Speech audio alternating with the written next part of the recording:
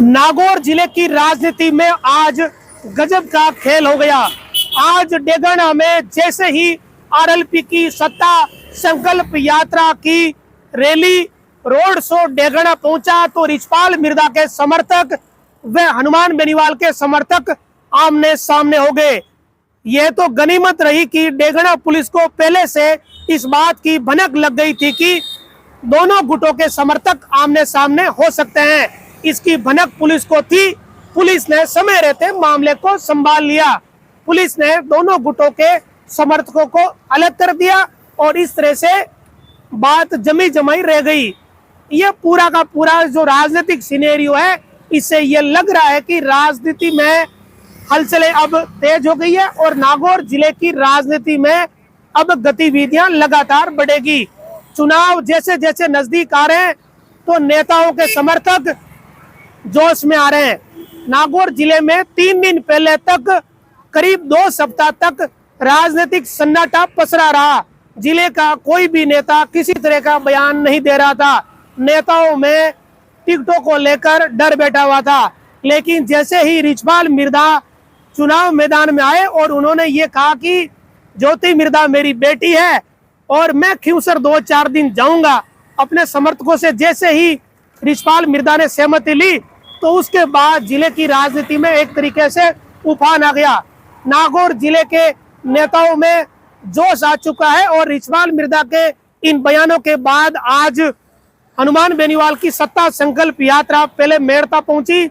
मेड़ता में हनुमान बेनीवाल ने सियासी तीर चलाए और डेगाना पहुंचते ही रोड शो में रिचपाल मिर्दा व हनुमान बेनीवाल के समर्थक आमने सामने हो गए। यहाँ दोनों के समर्थकों ने नारेबाजी की, नारे लगाए और एक दूसरे की ताकत दिखाई। पुलिस यहाँ मौजूद थी तो दोनों गुटों ने केवल नारे लगाकर ही ताकत दिखाई। एक दूसरे से गुत्थम गुत्था होने की कोशिश करी, लेकिन बीच में पुलिस खड़ी रही। दोनों गुटों को पुलिस ने गुत्थम गुत्था नहीं होने दिया और एक गुट को खींचकर पुलिस दूसरी तरफ ले गई और इस तरीके से दोनों गुटों में जो खींचातान है वो एक बार के लिए टल गई। लेकिन अब ऐसा लग रहा है कि ये चीजें शुरू हो चुकी है। जब ये चीजें शुरू हो चुकी है तो ये चीजें तो चुनाव तक चलेगी।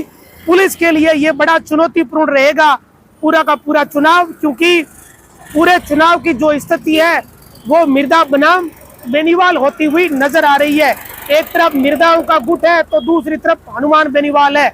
ये दोनों गुट एक तरीके से आमने सामने आ चुके हैं। इसके चुनाव परिणाम बड़े रोचक और चौंकाने वाले हो सकते हैं। एक तरफ हनुमान बेनीवाल अपनी पूरी ताकत लगा रहे हैं तो दूसरी तरफ मिर्दा परिवार भी अपनी ताकत लगा रहा है। रिचपाल मिर्दा ने जिस तरह का बयान दिया उससे ये लग रहा है कि खिंवसर में हनुमान बेनीवाल को घेरने की प्लानिंग बनाई गई है। अब घेरने में मिर्दा परिवार कितना कामयाब होगा या नहीं होगा, ये चुनाव परिणाम आएगा तब पता चलेगा। लेकिन रिचपाल मिर्दा के इन बयानों के बाद जिले में जो राजनीतिक हलचलें हैं वो काफी तेज हो गई है। पहले रिचपाल मिर्दा ने ये कहा कि वो ज्योति मिर्दा के लिए चुनाव प्रचार करने जाएंगे, लेकिन जब ये बयान वायरल हुआ और ऐसा लगा कि गलत बयान दे दिया है, ज्योति मिर्दा तो बीजेपी की नेता है और कांग्रेस के नेता कह रहे हैं वो ज्योति के लिए प्रचार करेंगे, तो रिचपाल मिर्दा ने आज दूसरा बयान जारी किया। दूसरे बयान में ही रिचपाल मिर्दा ने घूम फिर के बात वही कही जो पहले बयान में कहनी थी। दूसरे बयान में रिचपाल मिर्दा ने कहा कि उनके कहने का संदर्भ यह था कि वो हनुमान बेनीवाल के खिलाफ जाएंगे। जब हनुमान बेनीवाल उनके क्षेत्र में आ रहे हैं तो वो क्यों नहीं जाएंगे? ठीक है, राजनीति है, जाना भी चाहिए। विरोधी अगर नेता एक दूसरे के खिलाफ चुनाव प्रचार नहीं करेंगे तो कौन करेगा?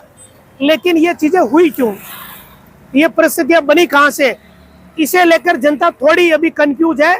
लेकिन धीरे धीरे ये चीजें भी साफ हो जाएगी कि नागौर जिले में इस तरह की परिस्थितियां क्यों बनी है। जब से ज्योति मिर्दा ने बीजेपी ज्वाइन करी है तब से ज्योति मिर्दा ने भी हनुमान बेनीवाल पर हमला करने का कोई मौका नहीं छोड़ा है। हनुमान बेनीवाल तो पहले से ही मिर्दा परिवार पर हमला करने का कोई मौका नहीं छोड़ रहे थे।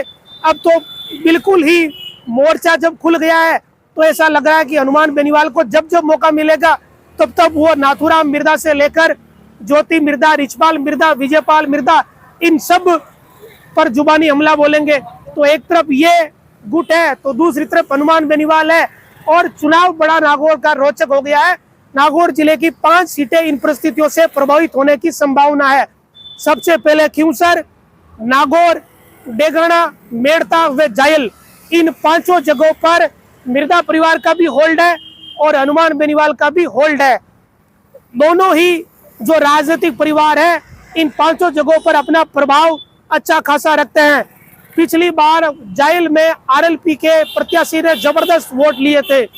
मेड़ता में तो आरएलपी की प्रत्याशी ने चौंकाने वाला चुनाव परिणाम दिया था और जो महिला घर से कभी बाहर नहीं निकली, जो महिला पढ़ी लिखी नहीं, उस महिला ने शानदार जीत दर्ज की थी। खिंवसर में भी जबरदस्त जीत हुई थी आरएलपी की। जायल में चुनौती दी गई थी। ये चीजें पिछली बार हुई। पिछली बार की स्थिति कुछ अलग थी। डेगाना में मामला अलग था।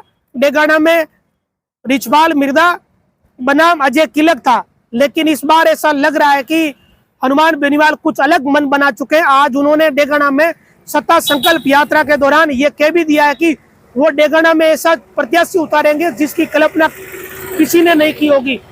अब इससे ये लग रहा है कि हो सकता है कि हनुमान बेनीवाल किसी SC/ST के प्रत्याशी को चुनाव मैदान में उतार दे, और अगर ऐसा कर दिया तो समझो बड़ा खेल हो सकता है। अब जो दूसरा गुट है वो उन्हें भी पता है कि राजनीति में कब कौन सा दांव विरोधी चल दे इसका पता भी नहीं चलता, तो दूसरा गुट भी अपनी तैयारियां कर रहा है। ऐसा नहीं है कि हनुमान बेनीवाल ने यह कह दिया है कि वो ऐसा चौंकाने वाला प्रत्याशी उतारेंगे तो फिर दूसरा गुट इससे ज्यादा चिंतित हो गया, ऐसा नहीं लग रहा। वो भी अपनी तैयारी पूरी करे हुए हैं। उन्हें भी पता है कि कौन सा पासा फेंकना है। तो तीसरी ओर अजय किलक है जो वसुंधरा राजे गुट के हैं, उनकी अपनी चिंता है कि उन्हें टिकट मिलेगी या नहीं मिलेगी। तो ये जिले की तमाम राजनीतिक रस्साकसी चल रही है। आज का अपडेट ये है कि अब नागौर जिले का चुनाव मिर्जा बनाम बेनीवाल हो चुका है।